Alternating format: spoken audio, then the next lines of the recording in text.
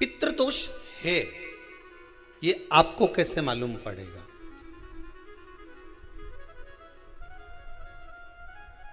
पितृ भूखे हैं, इसका तो वर्णन हमने पहले कर दिया कि रात्रि को जब आप सोने के बाद में 1-1.5 घंटे बाद अगर आपकी नींद खुल जाए, 1 घंटा 1.5 घंटा आप सो लिए, उसके बाद जो नींद खुली तो 1-1.5 घंटे तक अगर आपको नींद नहीं आ रही है, रात्रि को सोने के बाद में 1 घंटे बाद जब उठे तो आपको प्यास लग गई,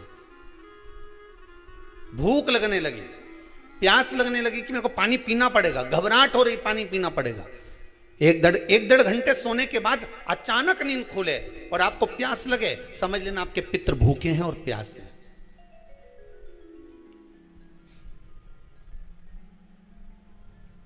वो भूखे और प्यासे हैं, उनको जल की जरूरत है।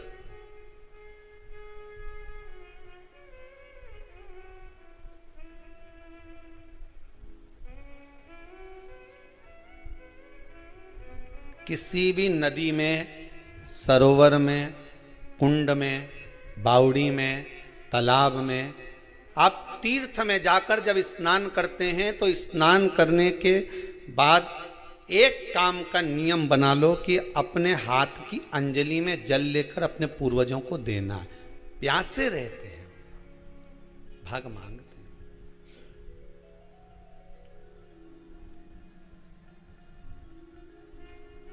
भाग प्राप्त करना। 3 वृक्ष पितरों के तुल्य हैं। नैमिषारण्य की कथा में भी कहा था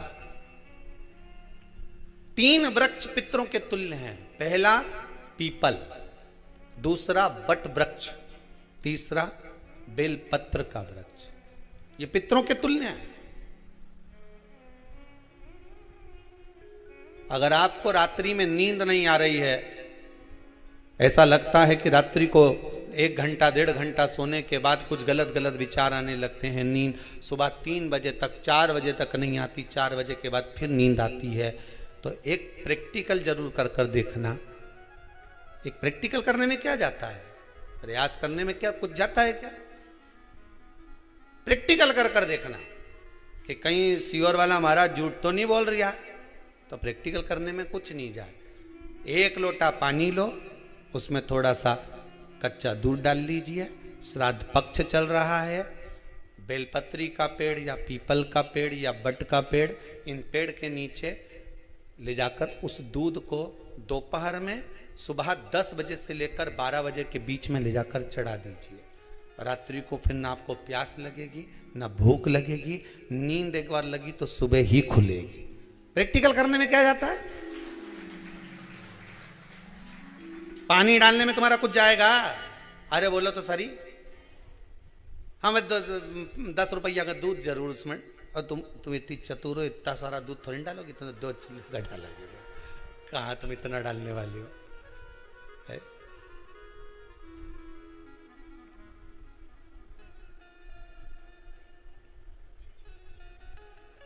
कहा बहुत चतुर चतुर लोग हो रहे संसार में हो। भले पूजन पाठ नहीं करे, पर कहीं का एकदम मिलने आ जाए ना, क्या अम्मा जी है क्या पाठ कर रही है, फिर वो भी बैठ गई तुरंत, अभी तो सोई थी,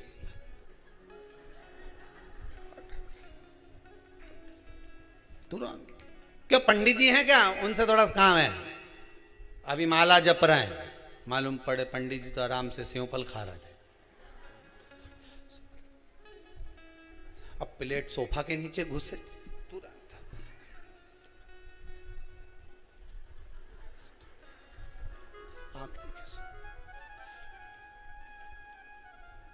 प्रैक्टिकल करने में क्या जाता, कुछ भी नहीं बिगड़ेगा। ये तो बस जल डालोगे तुम्हारा ही कुछ अच्छा हो सकता है, बाबा की कृपा है।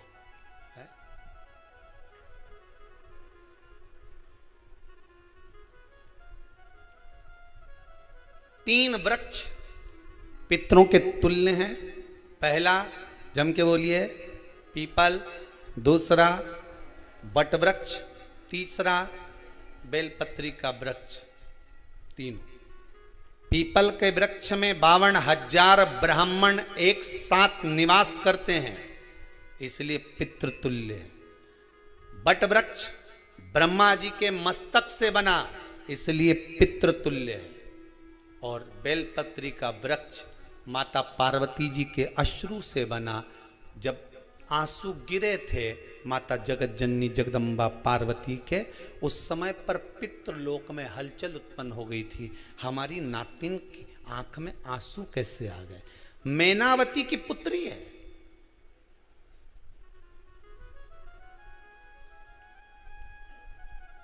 पितरों की नातिन, इसकी अश्रु कैसे गिर गए?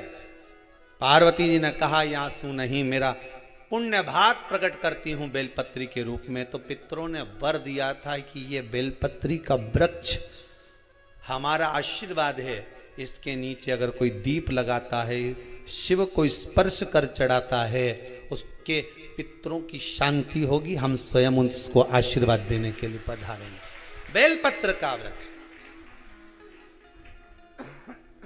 पितृतुल्य।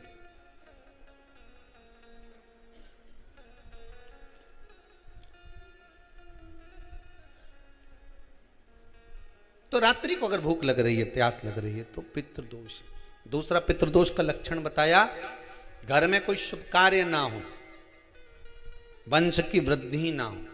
1 रुपये कमाओ, 1.25 रुपये खर्च हो रहे हैं, पैसा 10 जगह से कमाई आ रही है पर घर में टिक नहीं पा रही है, आया गया, पितृदोष है। जरा सी कटोरी पड़ी है, उसके पीछे विवाद चालू हो जाए, पानी ढुल गया, उसके पीछे विवाद हो जाए, या छोटी छोटी बात में घर में क्लेश मचा हुआ है, पितृदोष है। समझ लो हमारे पूर्वज हमसे खुश नहीं, प्रसन्न नहीं।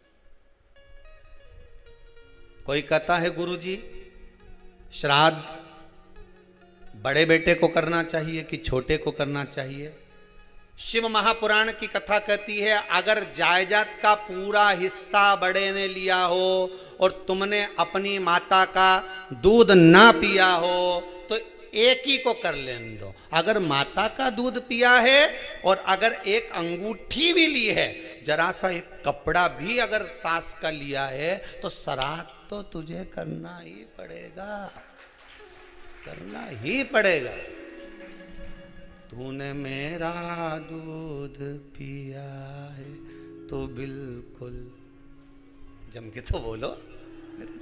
अगर तुमने उनका कुछ खाया है तो अब एक काम और हो सकता है, गुरुजी वो श्राद्ध अगर हम नहीं करें और बड़े भैया करें और हम उन्हीं के यहाँ चले जाएं तो चले जा, मना कौन कर रहा है? पूड़ी का तेल तू ले जा, खीर का दूध 2 थैली तू खरीद के ले जा। जितना वहां वो सेवा करे उतनी सेवा तुम करो। गलत है क्या? जायदाद का भी तो हिस्सा किया था। सुई की नोक के बराबर नहीं धुआं ने, ईंट इधर खसकी है तो हमारी इधर खसका दीजिए। हमारी बसियत में इतना लिखा है तो फिर बसियत में ये भी लिख के जाना चाहिए था। मैं तो क्यों सबके, तुम डरो मत ही रहे एक भी। जब छोरा छोरी के जब सब सामान, प्रॉपर्टी दो ना, जमीन दो ना, जायदाद दो ना, सारा सामान छोरा छोरी के दो, तो उनके लिख के भी जाओ कि हमारी श्राद्ध कर दे अच्छे से, नहीं तो भूतड़ी बन के सताऊंगी।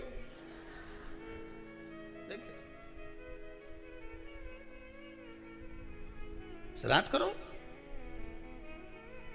कितना दिया तुमको? बोलो, ईमानदारी से बोलना, कितना दिया? ढेरों। और एक बात बहुत अच्छे से कहूंगा, आप लोगों के जीवन में उतरे। अगर मायके में भाई, मायके में भाभी, मायके के लोग अगर आपके माँ बाप का श्राद्ध नहीं करते हैं तो बेटी भी अपने माता पिता का श्राद्ध कर सकती है। उसने भी दूध पिया है अपने माता पिता का, पर वो श्राद्ध का भोजन कौन कराएगा? बेटी का पुत्र हो, बेटी की पुत्री हो, वो कराए। और नाम वो नाना नानी का ले ले, करे। अगर वो नहीं कर रहे हैं, वो नहीं संभालते, वो नहीं जानते, तो आप करो, तो करे। 2 भाग होते हैं। जब एक रोटी गाय के मुख में दी जाती है, गाय के मुख में जब हम रोटी देते हैं, एक रोटी जब देते हैं, या तो गाय के मुख में 16 श्राद्ध में जब रोटी देते हैं तो रोटी को बीच में से तोड़कर, रोटी का जो भाग होता है उसको, मतलब ऊपर से फुलका का परत नहीं निकालना है, रोटी जो सीधी सीधी है ना, जैसे ये रोटी है तो इसको बीच में से तोड़ लिया, 2 भाग विभाजित कर लिया, नीचे वाले भाग में भी थोड़ा सा गुड़ शक्कर रख लिया, ऊपर वाले भाग में भी गुड़ शक्कर रख लिया, एक के ऊपर एक रोटी को रख लिया, वो गाय को दी। तो अपन श्राद्ध पक्ष में 2 पूड़ी का प्रमाण है कि गाय को 2 रोटी दी जाती है, कुत्ता को 2 रोटी दी जाती है। 2 पूड़ी रख के देते हो, नहीं देते? आप लोग तो देते होगे, 2 पूड़ी के ऊपर पूड़ी रखकर, थोड़ा सा मीठा रखकर, नमकीन रखकर, कुत्ते को भी देते, 2 पूड़ी तोड़कर कागा को भी देते। 2 पूड़ी का प्रमाण कहां से आया? 2 भाग रोटी के टुकड़े का प्रमाण कहां से आया? श्राद्ध पक्ष में ही ऐसा क्यों किया जाता है? बाकी के समय पर तो कोई ऐसा 2 पूड़ी का प्रमाण ही नहीं, पर श्राद्ध पक्ष में ये क्यों कहा जाता है कि पूड़ी के ऊपर पूड़ी रख दे, उसमें मीठा रख दे, खीर शक्कर रख दे, गाय को दिया, कुत्ते को दिया, कागा को दिया, ऐसे क्यों कहा जाता है? उसका कारण क्या होता है? उसका केवल एक कारण है, जो नारी ने भोजन का निर्माण करा है, जो घर की बहू भोजन बनाई है, जो घर की बेटी ने भोजन बनाया है, घर की माता ने भोजन बनाया है। महाराज, पिता पुरुष एक कुल को तारता है, बेटी 2 कुल को तारती है। जब श्राद्ध पक्ष में 2 भाग रोटी के कर कर गाय को देती है तो 1 भाग तो उसके ससुराल वालों को मिलता है।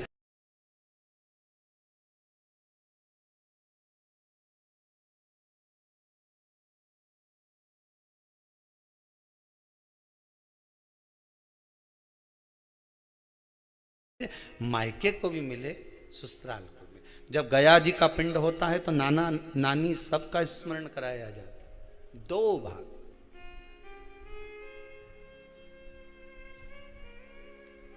पुण्यता प्राप्त। अब लोगों को मालूम तो है नहीं कि 2 पूड़ी क्यों रखते हैं, उसका कारण वर्णित है शास्त्रों, दोनों पक्ष तारने के लिए, दोनों पक्ष का स्मरण कराने के लिए। महाराज, बिंदु प्रेत योनि में पड़ा, चंचुला देवी उनके मोक्ष का प्रयोजन कर रही है, प्रयास कर रही। क्या करा जाए कि इनको मोक्ष मिल जाए? कहा शिव महापुराण की कथा। पार्वती मैया की सहेली बन गई और पार्वती मैया ने शिव महापुराण में प्रेत योनि से मुक्त होने के लिए कहा, तुम रुका जी के यहाँ जाओ, देवऋषि नारद के पास जाओ। नारद जी ने तुमरुका जी के पास भेज दिया। क्यों? नारद जी जानते हैं मैं कथा नहीं कह सकता, मैं कथा सुन सकता हूं पर कह नहीं सकता, कहने के लिए मुझे बैठना पड़ेगा, सुनने के लिए हो सकता है कि मैं चले जाऊं, वापिस आकर बैठ जाऊं।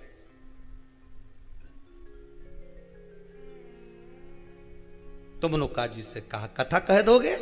हाँ, कहने में क्या दिक्कत है, मेरे पति को प्रेत योनि से मुक्त करना है। तुमरुका जी बोलते हैं केवल तुम्हारा पति प्रेत योनि से मुक्त नहीं होगा।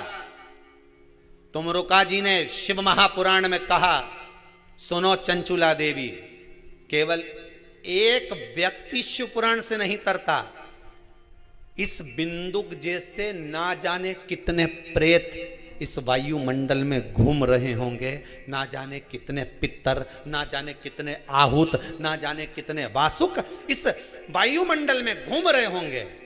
तुम्हारा पति तुमको दिखा नहीं, तुम्हारा बिंदुक तुम्हें कभी नजर आया नहीं, फिर कारण क्या था? बस मन में शांति नहीं है, घर में सारा सुख है पर हृदय में शांति नहीं, समझ लो पितृदोष है। क्या करा जाए? फिर क्या करोगे?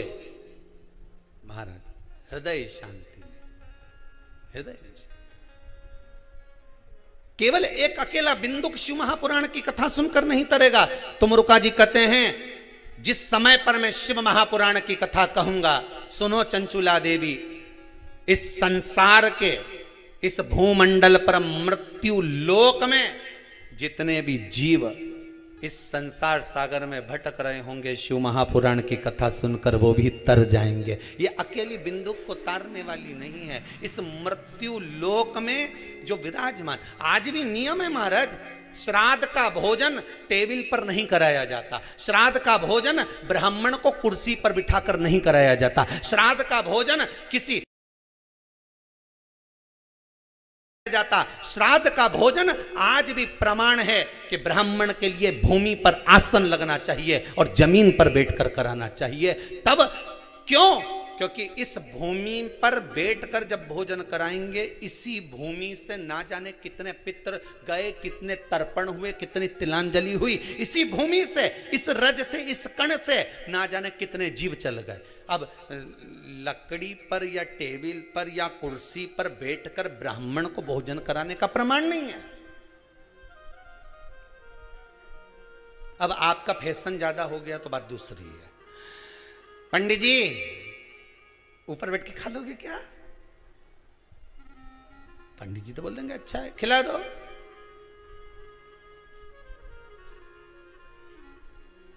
ऊपर बैठ के क्यों? वो झुकने में थोड़ी सी कमर लचक जाए, क्योंकि खीर परसेगी तो झुकना पड़ेगा। अब ब्राह्मण अगर भोजन करने आसन पर बैठेगा, तुम अगर थोड़ा झुककर परसोगी, ब्राह्मण के सम्मुख में आप थोड़ा सा भोजन कराते समय झुकोगी। जरा विचार करिए, यशोदा मैया के घर में संतान नहीं थी। यशोदा जी श्रावण के महीने में श्रावणी करने आए हुए ब्राह्मण को मात्र खीर परोसने के लिए गई थी। 52 साल की उम्र थी, संतान का सुख नहीं दिख रहा था, खीर परोसने के लिए गई। उतनी देर में ब्राह्मणों ने देखा इनके घर में संतान नहीं है, पुत्र भव कह दिया। और यशोदा जी के पति श्री नंदराय जी कह रहे हैं कि बाबा मैं 60 का या 55 की, बाल हो गए धोले, और तुम कह रहे हो पुत्र होगा। कहां से होगा? ब्राह्मण कहते हैं ब्राह्मण जब भोजन करता है, भोजन करते समय जब वर देता है, वो वर गलत नहीं हो सकता, कहीं से भी आएगा, पर छोरा तो आएगा। और आया, कहीं से भी आया, पर पुत्र आया, क्योंकि आशीर्वाद दिया था। श्राद्ध पक्ष का भोजन टेबल पर नहीं, कुर्सी पर नहीं, श्राद्ध पक्ष का भोजन ब्राह्मण को आसन लगाकर जमीन पर कराना चाहिए, भूमि पर।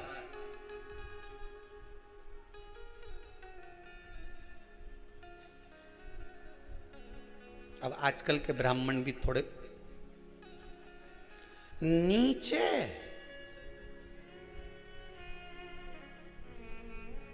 अगर हम टेबल पे ही जिम लें तो जी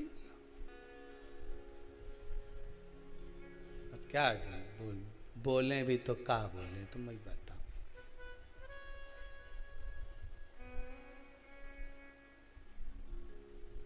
थोड़ा सा भाग भूमि का हो महाराज। तर्पण तिलांजलि सब भूमि पर। हम तो जो जजमान हवन करने के लिए भी जो जजमान लोग नाम लिखाए हैं पितरों के लिए, तो हम उनको भी कहते हैं कि कुर्सी पर बैठकर आहुति छोड़ने से अच्छा है आप बैठो मनानी पर, पहले सबसे पहले भूमि पर 10 मिनट बैठो, पर बैठकर आहुति छोड़ो। उसके बाद भले आप स्टूल लगाओ, कुर्सी लगाओ, आपकी मर्जी, पर 10 मिनट 5 मिनट तो आप भूमि पर बैठो उन जीवों के लिए, उन जीवों